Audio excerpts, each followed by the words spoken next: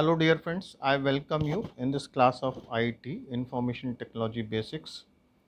Today we will discuss about basic concepts of computer. I hope after this session you will come to know the actual meaning of computer, what is the function, major function of computers and other related details about the computer. As you know, computer is a buzzword which was introduced long back. What is the meaning of computer? Computer is an electronic device used to compute data. Data is nothing but it is the collection of two basic numbers 0 and 1. These two numbers are known as binary numbers.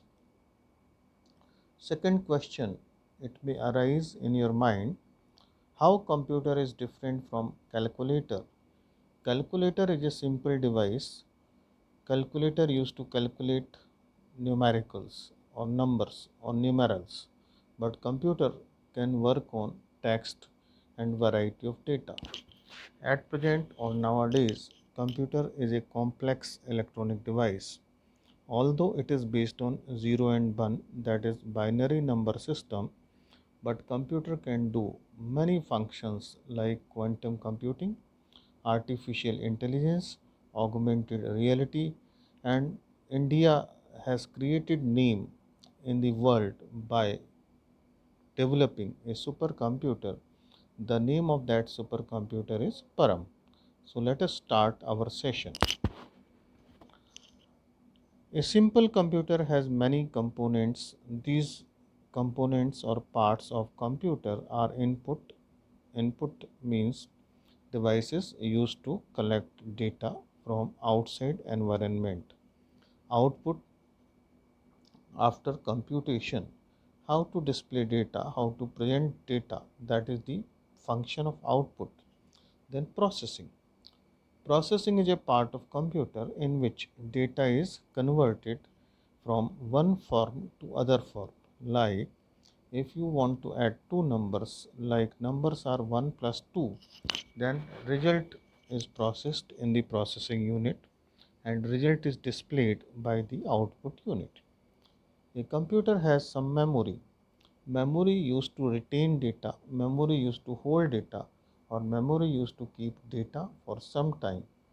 When you are using memory to keep data for some time, that memory is known as buffer memory.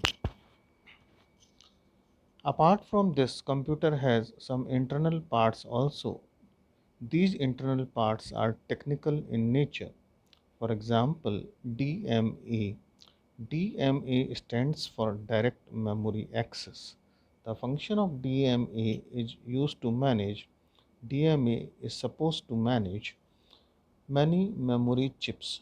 Inside the computer, there are RAM chips, ROM chips, and a number of other kind of memory devices. So it is the function of DMA to control all kind of devices, or in simple words we can say that to keep balance in all kinds of memories inside the computer. Second device is SMPS. SMPS stands for switch mode power supply. In any computer you have to provide normal voltage to the machine. So that normal voltage is divided into other different voltage levels. So that is the function of SMPS. For example, for one component you need 12 volt and for second component you require 20 volts. So that is the function of SMPS to divide voltage level. Third device is motherboard. Motherboard is simple mica plate. Motherboard has got a layout of circuit and all kind of chips, diode, transistors and other devices are available on the motherboard. Since motherboard is the main board on computer, that is why it is known as motherboard. Apart from this, you will find many memory chips like RAM chips are there. RAM is random access memory and ROM chips are there. Cache memory is there. Now let us come to display systems in any computer. You must have seen flat screens used nowadays. Typically, traditionally or conventionally, we had CRT screen, we had video screens, but nowadays we talk about LCD and LED screens. LCD is a liquid crystal display and LED is light emitting diode. Now let us come to storage system. These storage systems are RAM. RAM means random access memory. ROM means read only memory. PROM means programmable read only memory. EEPROM means erasable programmable read only memory. As it is clear from its name, ROM is read only memory. It means once data is stored inside the ROM, it cannot be deleted.